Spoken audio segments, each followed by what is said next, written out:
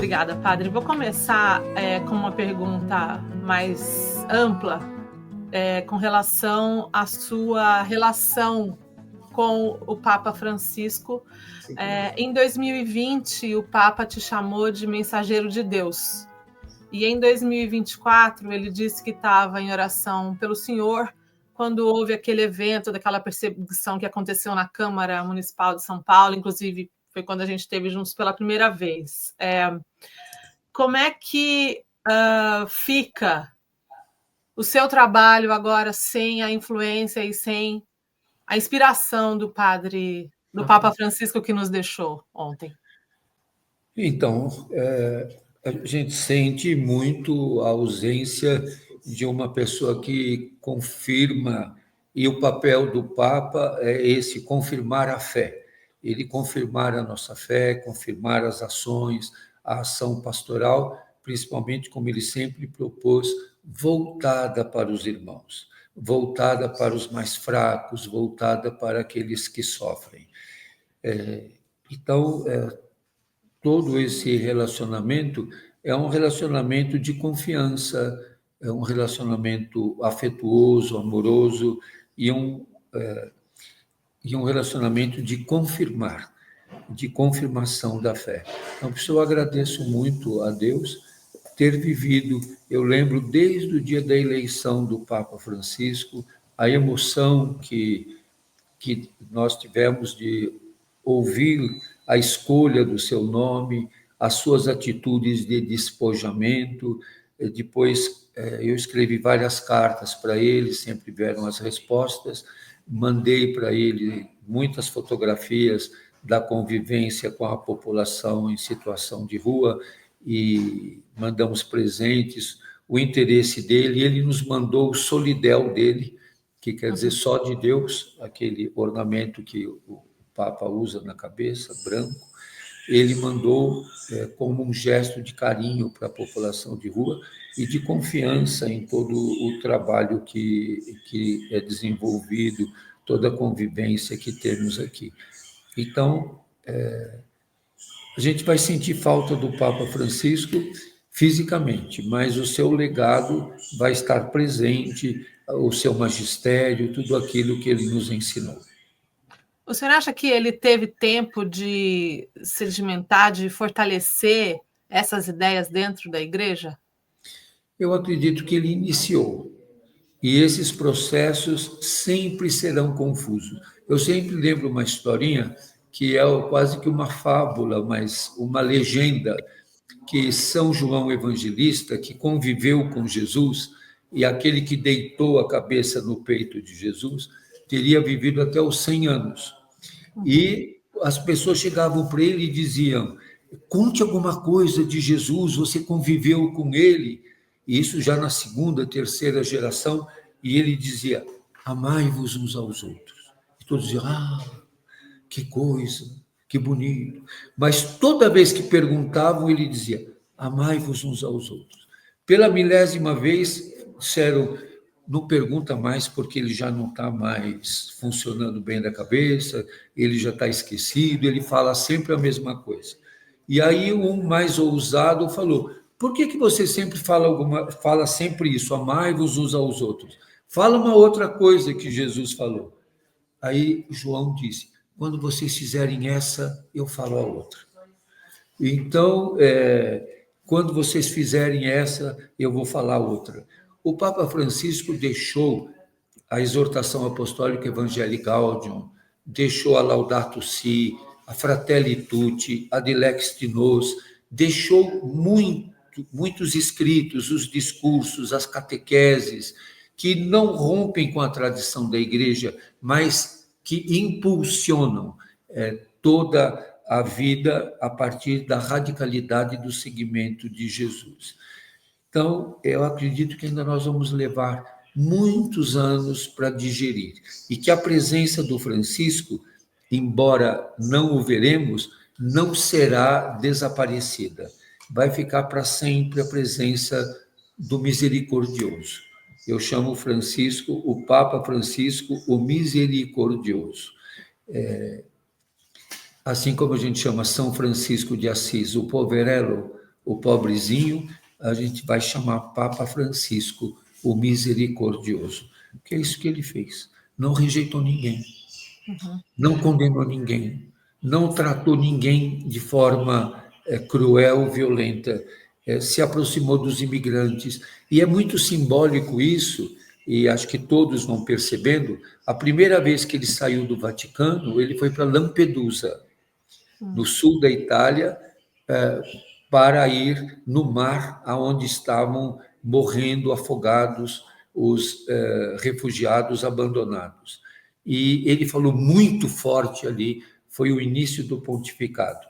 E a última saída dele do Vaticano foi para ir no presídio Regina Coeli, na Quinta-feira Santa, com dificuldade na cadeira de rodas, mas ele foi até o presídio Regina Coeli. Ele começou em Lampedusa, terminou no Regina Coeli. E o último ato dele foi andar de papamóvel no meio do povo no domingo da Páscoa, abençoar a cidade e o mundo.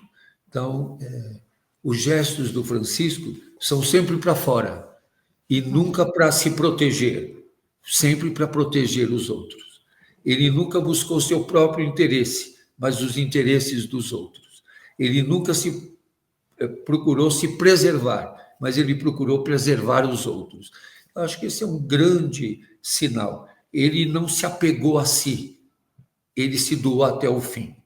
Eu penso que a morte dele, depois daquela saída na praça, ele, segundo informações do próprio Vaticano, ele terá morrido de AVC e insuficiência respiratória, insuficiência cardíaca, que deve ter sido um impacto de emoção que ele sentiu de estar no meio do povo. E havia uma contraindicação dele fazer aquilo. Mesmo assim, ele foi. Porque ele queria que o povo que estava lá, ansioso por vê-lo, o visse. Ele acenou a todos, olhou para todo o povo. E tem um detalhe muito curioso. É a primeira vez que ele não termina e diz, rezem por mim.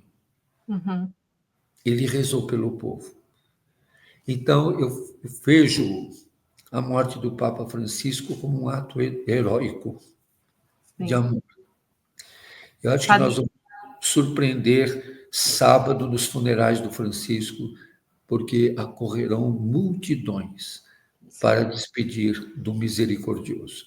O senhor pretende participar do funeral? Eu não posso ir, não tenho nem condições, nem financeiras, nem de saúde de ir para lá, mas vou acompanhar e tenho no meu coração, tenho na minha memória a voz dele falando comigo e, sobretudo, o exemplo dele.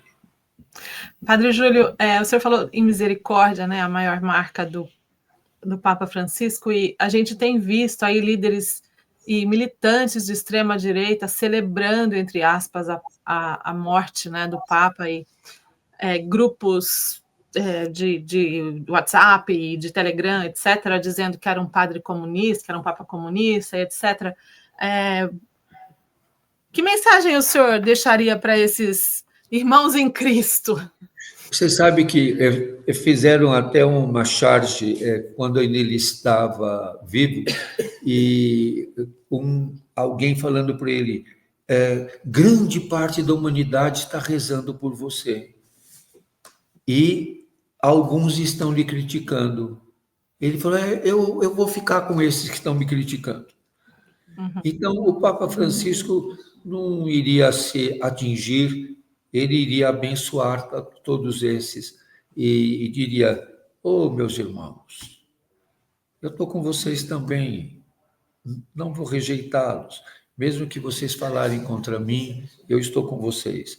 O Papa Francisco era exageradamente misericordioso, tanto que nós não somos capazes de entender. Então, o Papa Francisco não ia ficar ofendido nem abalado com isso. Ele sabia qual era o caminho e não rejeitaria nem aqueles que o ofendem. Qual que é o futuro que o senhor vê agora para a igreja? Eu penso sempre que o futuro da igreja não pertence a nós. Nós temos que continuar comprometidos com o Evangelho. Eu acredito que os senhores eminentes cardeais vão refletir, vão discernir à luz do Espírito Santo. Então, eu acho que a gente nunca deve ser pessimista. Esse processo nos trouxe Francisco. Esse processo nos trará esperança outra vez.